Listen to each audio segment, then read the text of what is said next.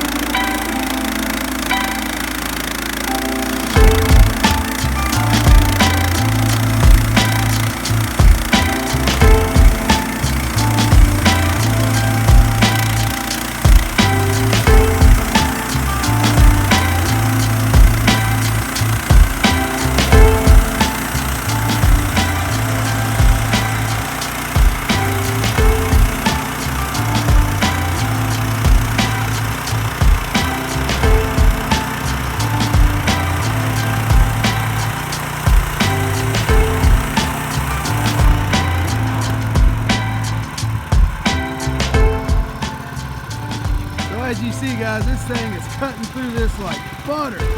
Wow, look at the slice on this thing right here. Look how beautiful. That is such a beautiful cut. We're going to take a couple more cuts here, see how good this thing does. But once again, that's the Woodland Mills HM126 with the Kohler 14 horsepower engine on that thing.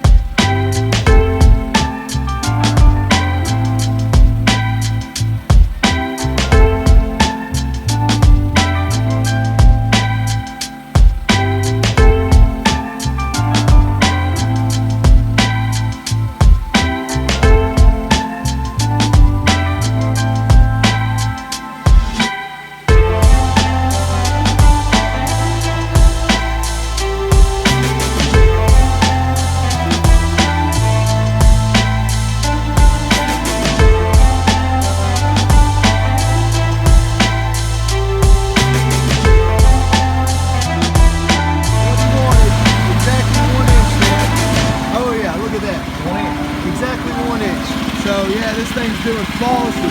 There's no ups and downs in the cut. Just looks beautiful. Go ahead and throw that off, Dad.